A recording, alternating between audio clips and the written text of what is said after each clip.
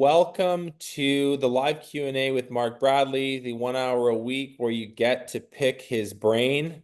My name's Benji. This is a question from Tom. Mark, you talk a lot about using ChatGPT for creating SOPs, but besides that, what are the most innovative ways you are seeing landscapers use AI in their businesses? Can you provide specific use cases and examples? Wow, that's a really great question. I'll start out by saying that ChatGPT is as, I guess, powerful as the person prompting it. I'll start by saying that. The better questions you ask, the better answers you get. So kind of a standard thing in life, even when we're dealing with other people, with mentors, with employees, whether you're teaching or being taught, sorry. The better question you ask, the better answers you get. And so with ChatGPT, I'll just say this, it can help out in every area of the business if you get good at asking really good questions. And so if you're trying to create standard operating procedures, as you just pointed out, the more that you describe the problem you're trying to solve, the people that you're trying to solve it for, and the people that you're trying to solve it with, the better it's going to be at creating SOPs. And so very similarly, when you train ChatGPT to understand who you are and what problem you're trying to solve and who you're trying to solve it for and who you're trying to solve it with, it just gets to know you. And so the more that you actually use it, the more value it adds. And so it could be things like creating sales pitches, could be creating descriptions for your estimating proposals. It could be really developing a meaningful list of buyer personas that would exist within your ICP and how to actually share how your products and services meet their needs and really allow them to solve for the problems they're facing or get what it is that they desire. Could be something, like shopping for equipment. It could be you asking ChatGPT for options or things to consider when buying a new snowplow, for example. It could be a way of saving money. If you ask ChatGPT before buying just about anything, for any access to coupons or deals for that product, it will almost every time serve you up a suggestion.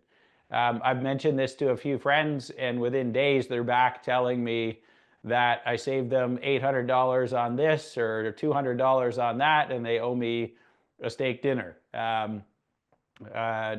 like steak.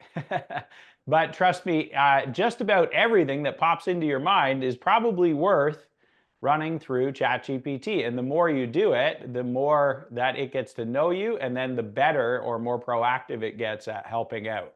But in every case, it really is only as valuable as the person asking the questions.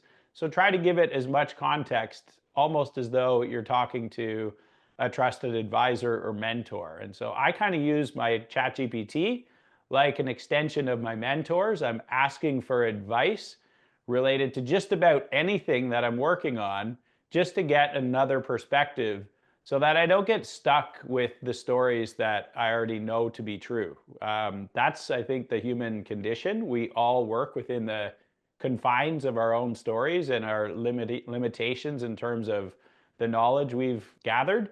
And I kind of just turned to ChatGPT for another resource. And so really it could be all components of your business. Optimizing people, optimizing equipment, optimizing procedures, marketing, sales tactics, could be just about anything. I'll layer on top the massive unlock for me, Mark. This has been really cool. Is it's an unbelievable strategy partner. You will have heard people say it's a really good brainstorming partner, and it is. But I actually figured out sort of an even more easy way to use it. Get voice dictation working for you on an app like Google app, and just go for a walk. And so you don't even need to type, which is the big slowdown. You just talk full stream of consciousness about like what you want or things you're thinking about. And then you just ask ChatGPT to take this sloppy massive long block of text, which is your voice dictation. And then you ask it, clean this up as a nice paragraph. And then you ask it, what are 3 things I'm missing?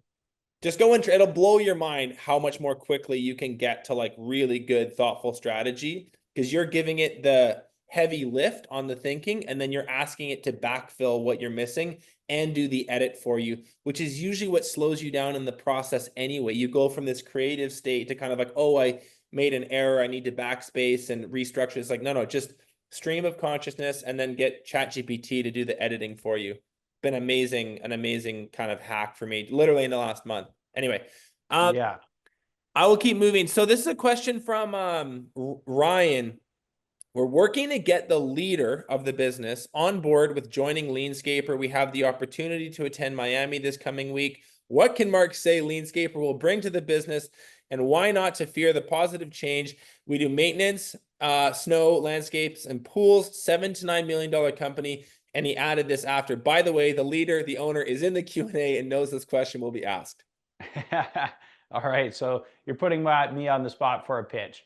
Pitch. The hardest part about running a business is creating alignment around where it is that you're actually going, exactly where the leader envisions the company going, and then creating a whole team of people that are just as passionate about seeing that future or that vision become a reality. So I often say, let's begin with the end in mind, and then figure out what has to be true today, tomorrow, and every day between now and then to make that become our reality. And in my entire career, the one thing that I've learned over and over again, and many times the hard way, is that the likelihood of that ever becoming a reality is just the likelihood of me being able to attract and maintain and motivate people that will enable that to be true or that to actually happen. And so over 2.5 days, we're going to just make sure that everybody leaves understanding exactly how to create a vision and then bring a group of people together who are just as passionate about that by attracting those people into the business and then enabling them to actually help make that a reality by creating a way of communicating, a way of setting strategy, a way of measuring how we're doing, and really charting out a path to get there together, in a way where we actually get closer as this happens, as opposed to getting more and more frustrated. Because in my career, probably the most painful thing was making mistakes that push people apart or actually create silos. And I believe that there's a way around that, and I believe that I've found it, and I know for sure that most companies haven't. And so, really, just sharing that over 2.5 days is the reason that I think you need to be there. Perfect. Hope that answers your question, Ryan. This is a question from Chad. We're struggling to get the phone to ring for landscaping calls. I get plenty of phone calls for mowing, but not getting the spring cleanup or mulch installs, etc. that we're used to. I'm a small business that did 90K last year and looking to grow. I've been doing door hangers and yard signs. Would you think an EDDM campaign should be the next step? Thanks. Kind of a smaller guy question. Thank you for your time. What are your I'll thoughts be on honest, that, Mark? I don't know what EDDM means either, so unfortunately I don't think I can. Every door direct mail. He just replied. Every door direct mail. Okay, so I really strongly believe that direct mail is a highly effective campaign strategy, particularly if you need work immediately. It works better when you knock on the doors. Most people are not comfortable doing door-to-door sales.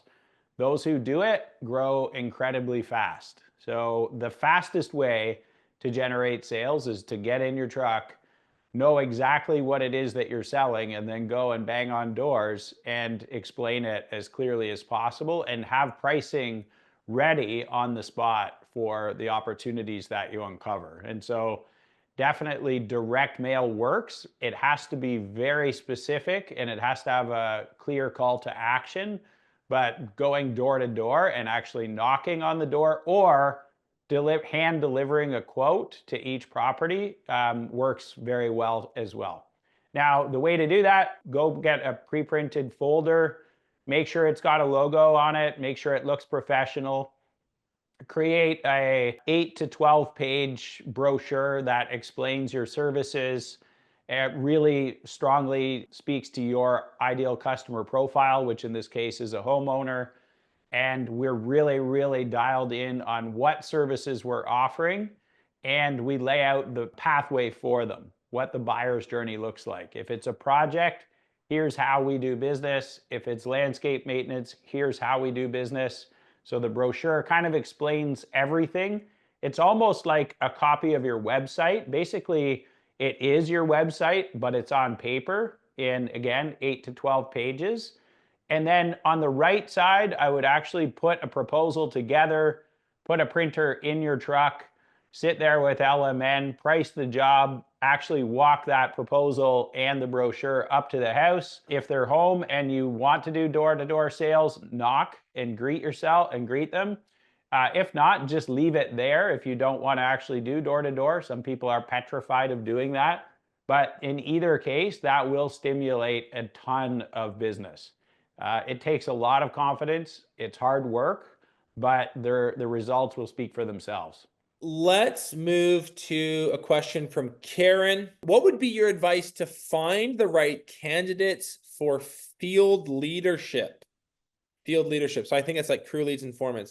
Most of our applicants are not qualified for the position. We are using LinkedIn, Indeed, radio, flyers at local vendors, and more. What have you found works for others? What else should I try? That's a question from Karen, Mark. Really difficult problem to solve. So no doubt, it's one that most people struggle with, and there's a simple reason. It's very difficult to hire landscape supervisors because there's no apprenticeship program that produces them consistently. So when you go to hire for a landscape foreman or crew leader position, what you generally end up doing is attracting people who have been given that title by somebody in another company without there being a standard in the industry to adhere to before giving them that title. And so you got a huge variable in what people actually know or what they're capable of leading. And so in my opinion, this is not an easy answer. It makes a lot more sense to grow your leaders from within. And the pathway to doing that, that's actually what next week's event is all about. The pathway to doing that is hiring people with a growth mindset, and then investing really heavily at first into safety, quality, and efficiency training, and really developing their trade skills. And once those trade skills are really refined, then we move on to leadership training. And we make sure that we put a lot of emphasis around learning how to win in business by teaching them the numbers and using more of an open book approach to managing the business so that they can understand the metrics that drive success. And over 3 to 5 years, we build incredible leaders that understand how to do the work safely, how to solve our customers' problems with quality in mind every time, and then how to do that work efficiently. And when we've got those people, and when we arm them with really good leadership training and an operating system like LeanScaper, where there's clear metrics, clear goals, and a clear meeting structure to then take their leadership skills and continue to hone them, refine them, and support them, then we end up with a company and a culture of success. And that's really what we're going to talk about next week over 2.5 days in Miami. Mark, I'm going to just tack on a probing question to that, because I think there might be more learning here available for people, which is Sure. like this like crew lead gap on the org chart for landscapers in particular. I feel like you probably feel the same way. I hear this talked about the most often, the most frustrating, the biggest empty hole in these businesses. Canada, US, doesn't matter what city or state you're in. Why is that? Have you thought about like the layers to this problem? Why is that position on a landscaping business so difficult to fill? Well, the reason it's so difficult to fill, again, I go back to the fact that there is not an apprenticeship. Carpenters, electricians, plumbers, welders, all of these trades have an apprenticeship pathway. After 4 years, you're fully certified as a red seal or a certified trade. And at that point, then your next career move is normally to become a crew leader or foreman, whatever the title happens to be.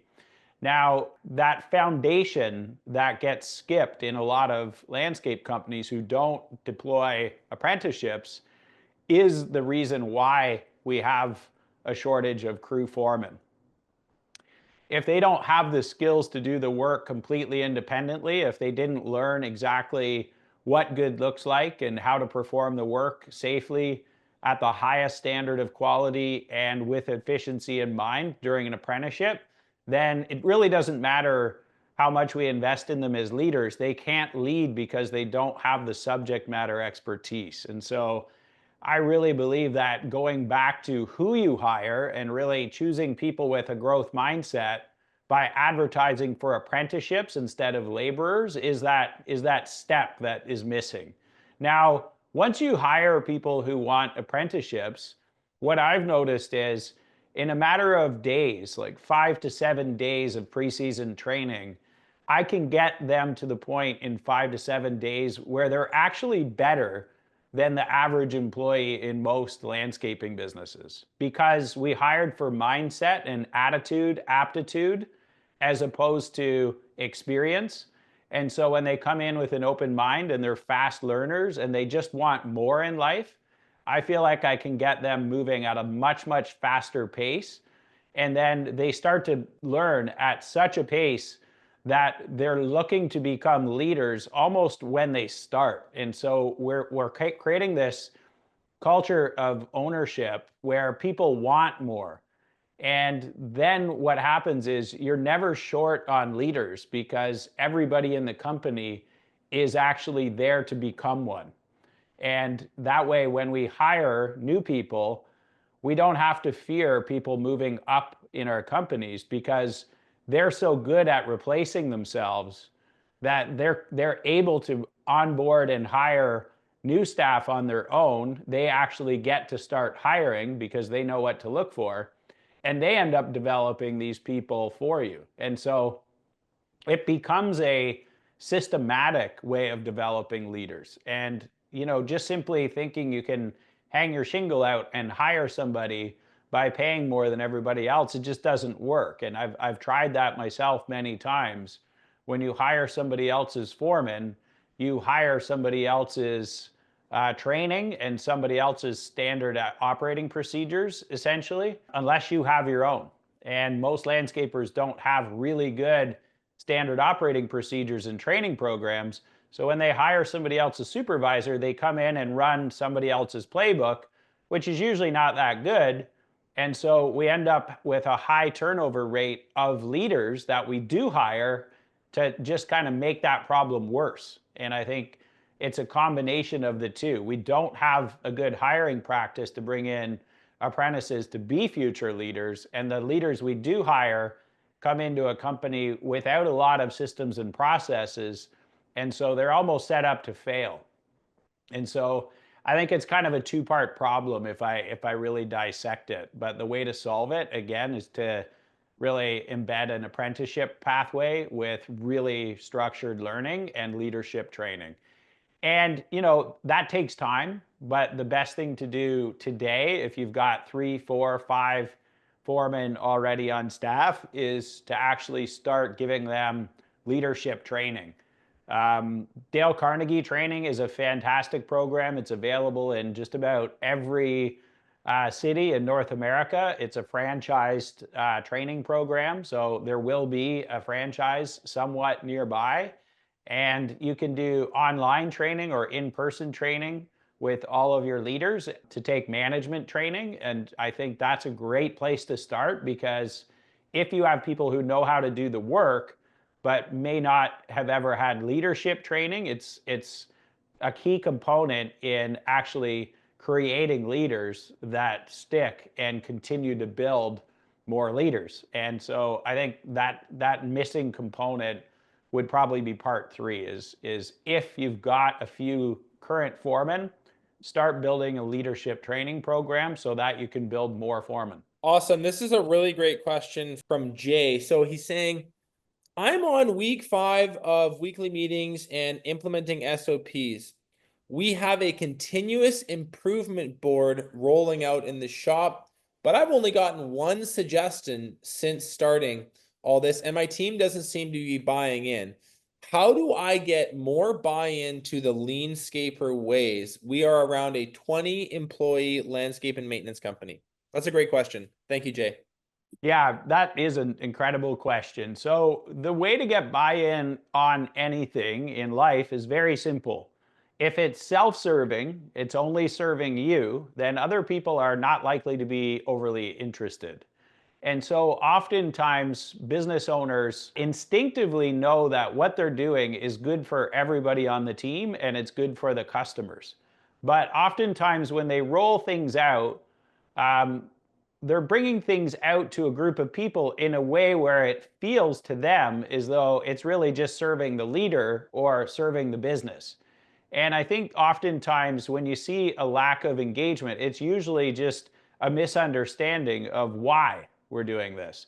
And so, what I would really challenge you to do is start with the why. Rather than starting to ask for the improvements, ask them to have a meeting where you really focus on the why. Now, you may have heard me say this before, or maybe not, but ultimately, I'm a really strong believer that everybody in the world goes to work each day for themselves. They don't go to work for companies.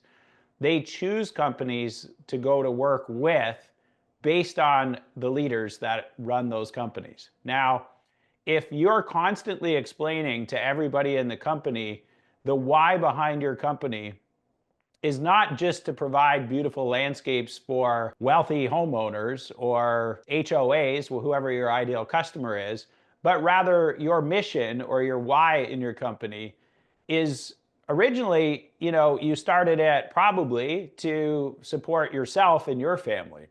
And then once you realized that that was possible and you decided to expand, you needed more people who also wanted to come to work each day to support themselves and their families. And so the why of your company is very simple. It's to provide a very prosperous future for the owner and all of the employees in the company. And the way that we're going to achieve this is by solving problems for our customers.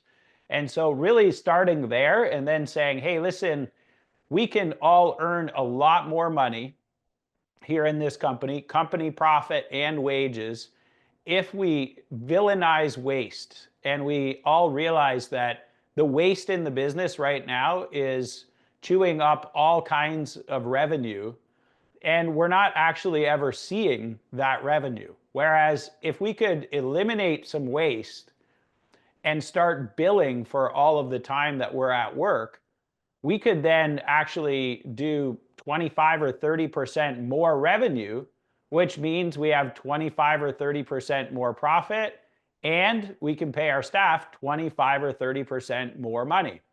Now, the trick is we want to do this without working more hours. We actually just want to be more effective and efficient in our delivery, and we want to eliminate all of our unbilled time, like forgetting tools and driving in circles looking for materials and not having the right information when we start projects and not getting our deliveries on time.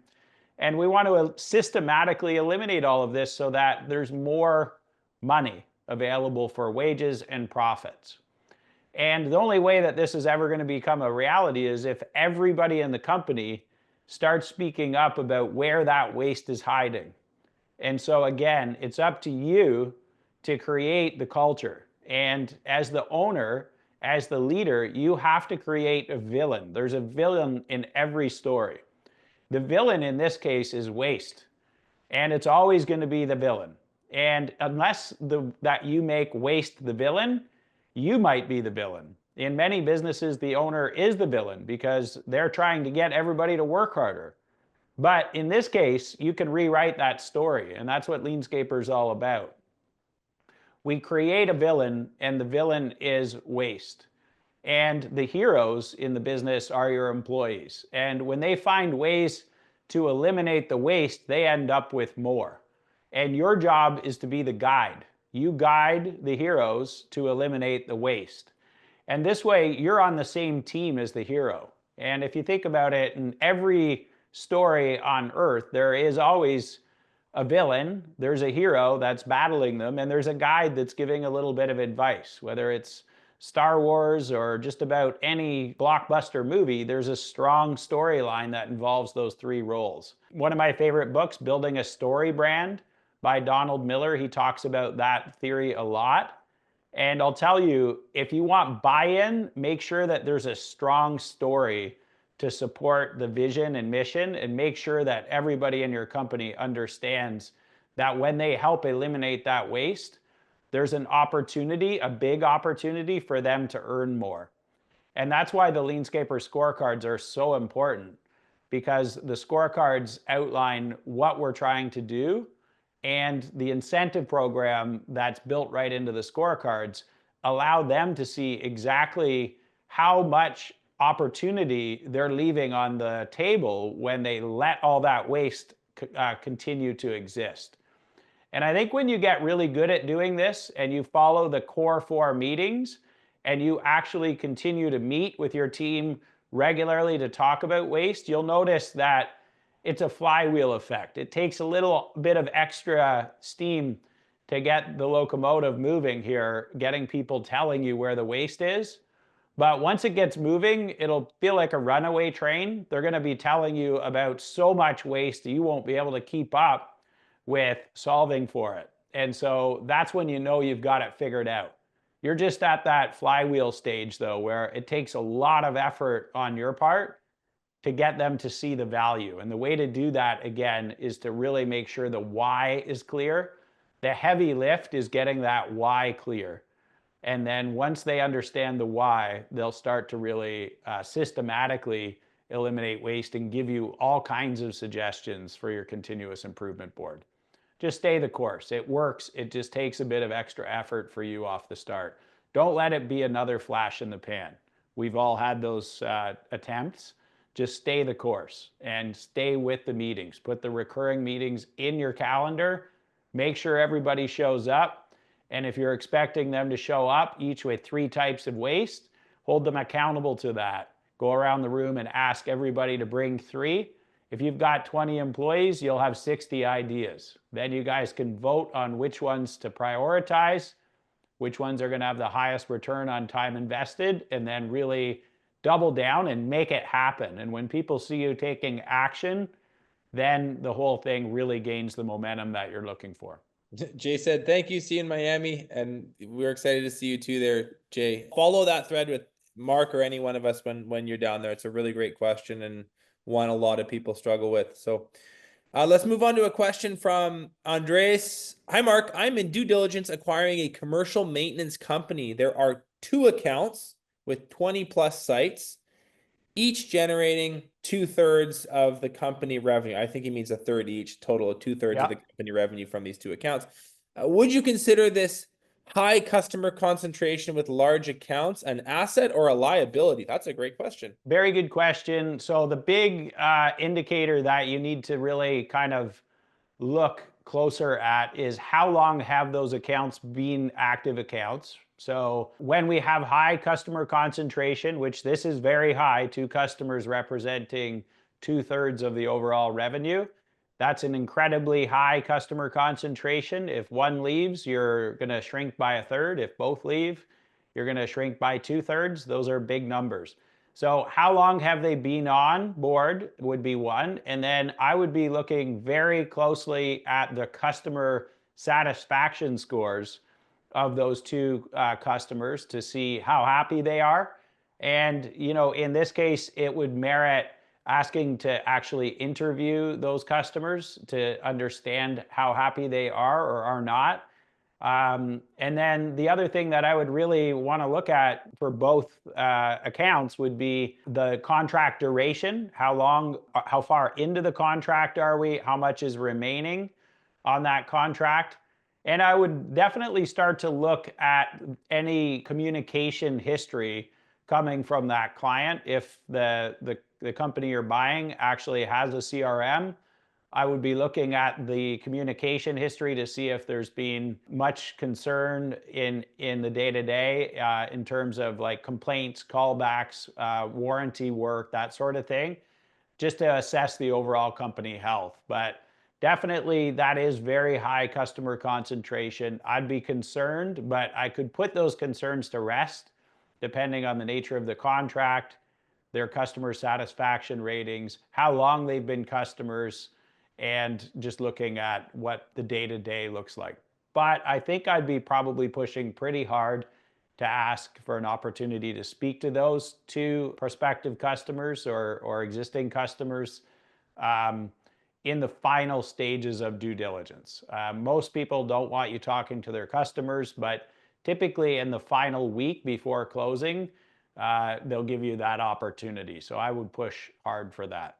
Question from Robert about budgets and specifically which budget to use. I'm going to try and word this carefully so it's clear. As we scale our hardscape division, we're debating whether to use our growth budget or if we should just stick to our current operations budget. In other words, how do we avoid making poor decisions by overcommitting to the growth-driven budget too early? Yeah, this is always hard.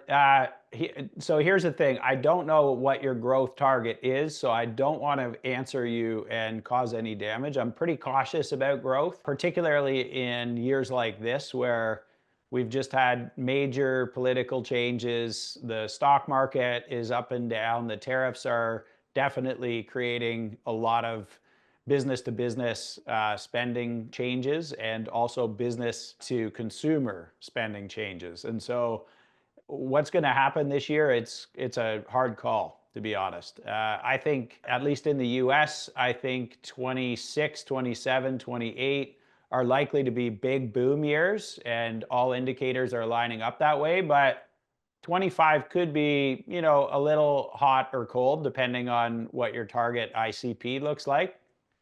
So what I would really highly recommend is this. When you start to think about growth, particularly on the installation side, try to be cautious about the capital expenditures. And so it could make more sense to seasonally rent a skid steer for 6 months or an excavator for 6 months, or maybe even your F550 dump truck for this season.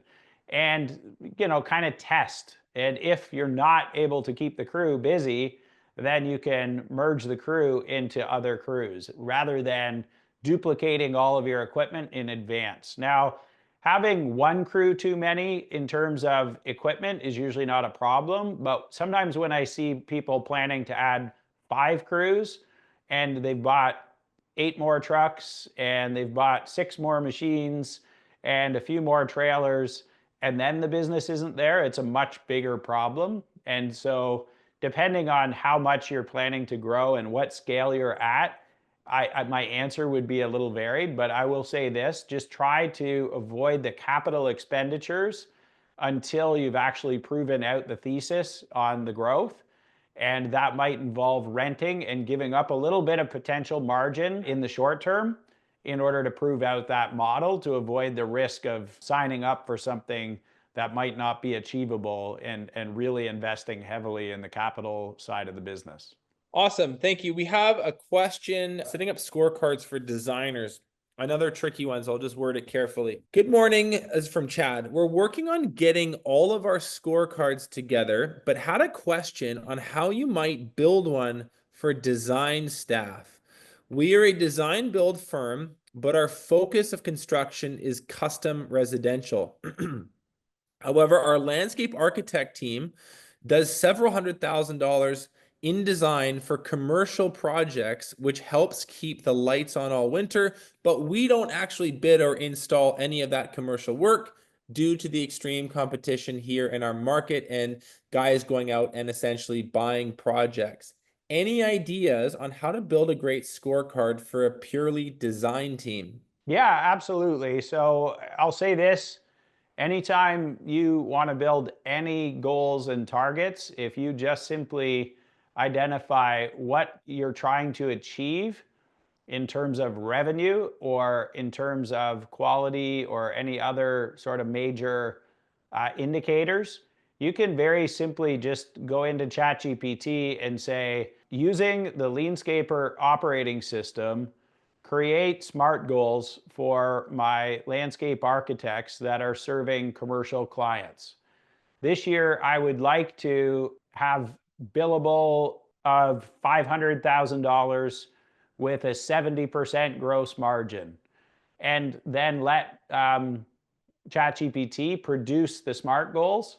Now, those are going to be the goals. Now, then you're going to have to look at those goals and assess what initiatives or what supporting projects you need to kick off in order for that to be true. And so oftentimes, you know what those things are that need to happen.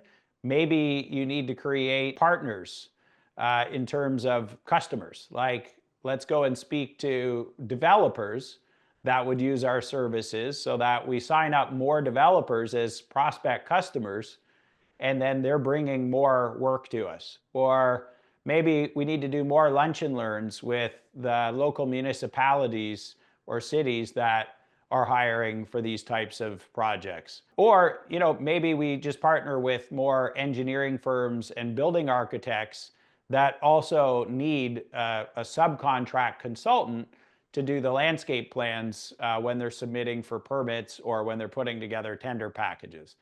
So, generally speaking, prompt ChatGPT, ask for suggestions on how to expand the business, list the end goal that you have in mind. Always with every prompt, say LeanScaper operating system. I can almost guarantee you it'll make all of the, actually, I can guarantee you it will make all of the suggestions. And keep in mind, we've been uploading all kinds of things to ChatGPT for the past few years, and it is well trained to take these types of questions and build answers that are really meaningful for just about any ICP or any growth question like this. So I think if you just go ahead and give that a shot, you'll be pleasantly surprised with what it brings up. Again, the more you put into your prompt, the more intelligent the response. So just make sure you're asking really good questions, and always add LeanScaper operating system, and it'll kick back much, much better answers. You can test that both ways, but I can guarantee you'll get a better answer than you would without it. Over time, ChatGPT will get to know you, and if you keep saying LeanScaper operating system for a few months, eventually you won't have to, because it'll just associate you with managing your business using the LeanScaper operating system, and it'll just give you those answers without asking. Okay, we got a question about training budgets from Rick. We ramped up with Greenius last year, and we're continuing to train this year. What is a good budget to carry per employee for training? We have approximately 45 in the company. Yeah, really good question. I personally think that we should be training our staff about 100 hours a year. And so the rather than me tell you a number, I go by hours. So if I have, how many employees did you say? 10? He said 45. Oh, 45. So if I have 45 employees and I say that's 4,500 hours times the total average wage, let's say it was $30 an hour, that would be 150,000, let's say. I'd put that in my overhead budget as a training allowance for the time. And then I would also put another line item for training programs. So I'm going to have the training wages and the training program separate. I'm going to spend 150 on the time, but I'm also going to allocate money for programs like Greenius, or like, as I mentioned earlier, Dale Carnegie training, or training them on the LeanScaper operating system, attending conferences, events. There's costs to those as well. And so generally speaking, I feel like 100 hours per employee is sufficient for ongoing training. If you want to build a deep bench with lots of skill, people who can actually operate completely autonomously and deliver projects successfully, it takes a lot of training. So 100 hours per employee would be my recommendation. This is a question from Dennis. I have a hard time winning commercial maintenance projects. Price is the common answer from, or the common objection from property managers. What would be your suggestions to overcome this objection? Not knowing, commercial, just saying commercial, it's really hard for me to speak to the objections without knowing more about the exact ideal customer profile. Like, is it an industrial building, a high-end office park, or an HOA? There's very different objections and very, very different pain points and very different solutions. And so what I'm always trying to do is I'm trying to map their pain point back to compelling questions and power statements. Now, if you look in the LeanScaper community, there is a document with all of the customer personas, or ICPs, and there's a list of the common power questions and power statements, or at least themes, that allow you to speak to them a little bit differently, asking better questions, getting information, and then dropping power statements that actually kind of overcome these common objections like price.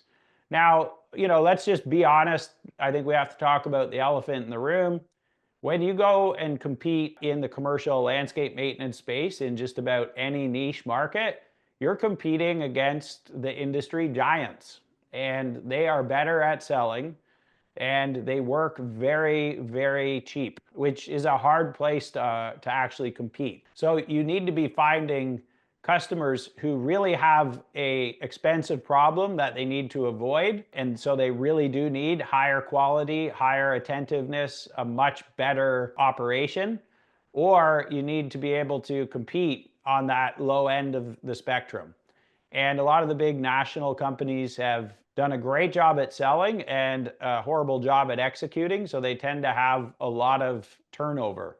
And so generally speaking, if they've failed a few times with some of these bigger customers, you actually stand a better chance at landing, despite the fact that you're more expensive, if they truly care about quality or safety or the end product. And it's up to you to find somebody who has an expensive problem to solve and people who actually need your services. And this is really important. If you're servicing rundown apartment buildings, they don't care about the way the property looks, because the people who rent inside those buildings don't care about what the grass looks like. But when you find clients that are more luxury, whether it's an office park, whether it's a homeowners association, or maybe even an industrial complex, where they really truly care about what the property looks like, or they really truly need the snow plowed for their business to continue to operate effectively, for example, if there's a big problem, if you don't perform, they're more likely to pay more for the service, knowing that there's a cheaper option out there, but it's not as good. And so it's a two-part answer. One, make sure you're selling to the right customers or the right prospects, which is getting better at prospecting. Number two, just really make sure that you have a compelling reason for them to choose you over everybody else. And that has to be designed based on the common pain points or needs of that specific buyer. So if I'm selling to somebody in an HOA, I have to really be able to speak to the pain points of the person who makes the decision there. And oftentimes salespeople don't have enough training to do that really effectively. So really understanding who your ICP is and really figuring out how to speak to the needs and really almost uncover the objections by asking better questions and dropping power statements before that objection ever becomes a reality. If you want a great book to focus on, I always recommend the Sales Bible. It's an excellent, very simple read. It's an excellent tool for you and your salespeople to really start to think about what you're probably not thinking about. And when you're competing with those bigger commercial landscape maintenance companies, they've systematically created processes to do what they outline in the Sales Bible. Okay, we have kind of a technical finance budgeting question, but it's a good question from Brady.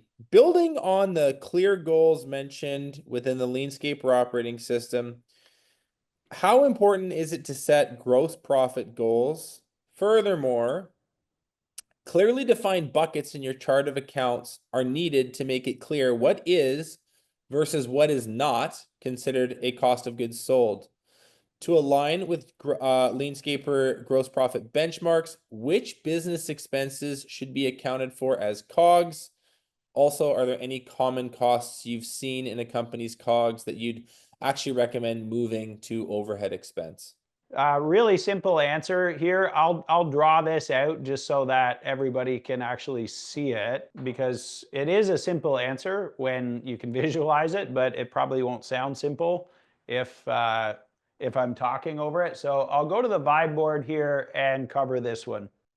Overhead versus COGS. So I always try to, really keep the two as separate as or clean as possible. And overhead costs are unbilled staff. So this is anybody that works in the office, anybody doing sales, anybody doing mechanical work, project managers that are not billed to projects in the estimates, could be operations managers, finance people, anybody that is never not ending up on an estimate. So the easy way is non-estimated labor is essentially overhead.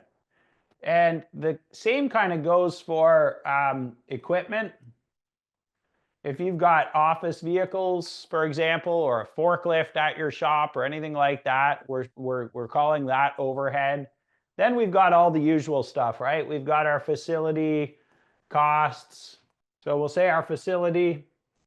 Then let's go anything to do with marketing and sales, legal, accounting, software, all these overhead items, all these things, cell phones, internet, all this stuff that we're never really putting it on an estimate. So overhead, I like to say, is not on projects. It's real easy when we look at it that way. That is one side of the house. The other side is all the job costs themselves. So we call these direct costs, which is going to be anything to do with our labor, our field labor. Then we're going to say our equipment, which again is field equipment only, estimated.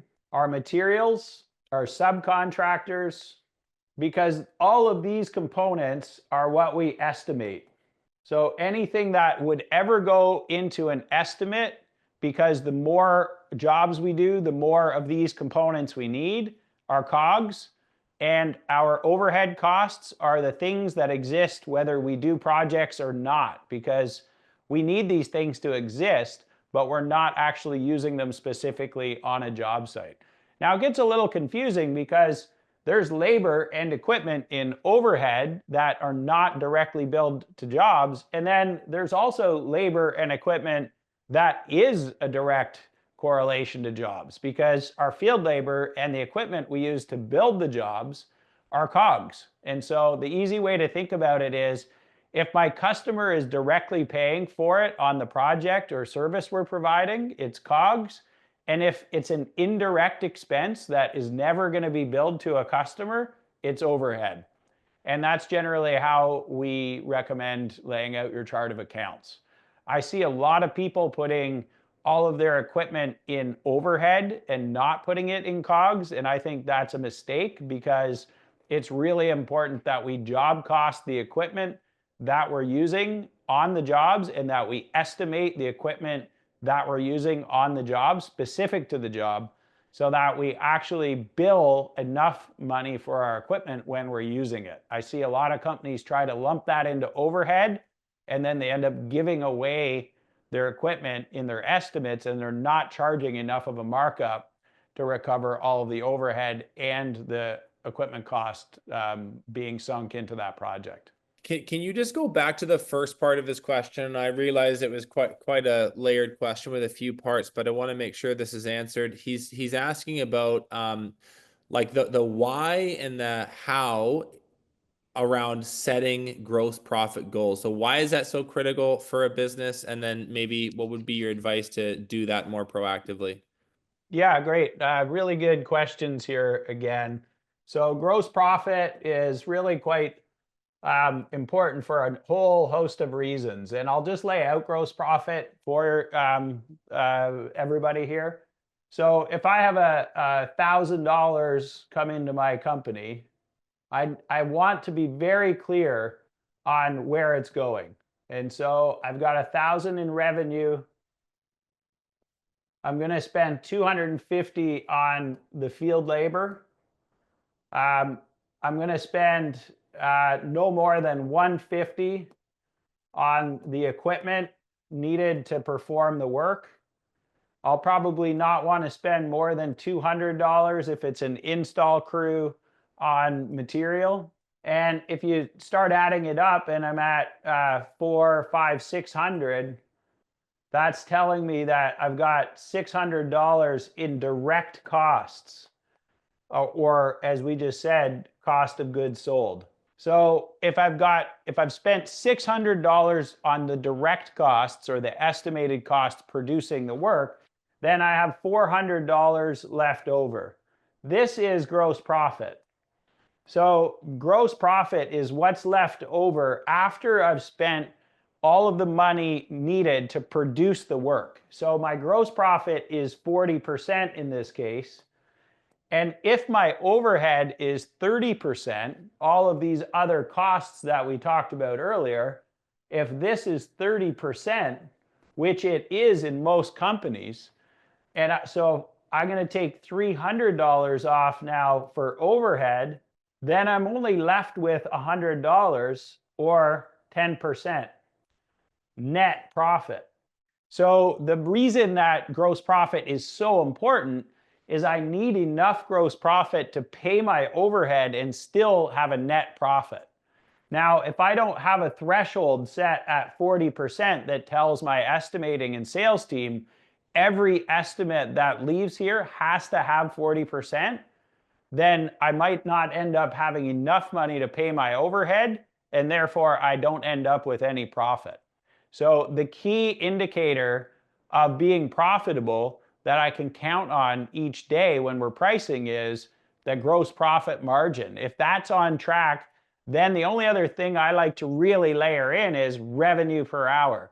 I want to get the most revenue per hour out of each person possible. So I like to look at, is our gross profit 40% or better? And what is that revenue per hour? Because if it's higher, then I'm actually producing more profit per hour. So I look at those two metrics and I use those as our rules of engagement when estimating and selling to make sure that we sell the best possible revenue each year. Let's bring this in for a landing. We're right on time. We're at the top of the hour. Guys, thank you all. I gotta say, I'm really impressed with the quality and the depth of the questions. These are like really, really thoughtful and nuanced and putting Mark on his feet, which we love. Thank you guys for coming. And we do these every Tuesday at noon. So we'll see you next time, guys. Good. All right. Thanks, everybody.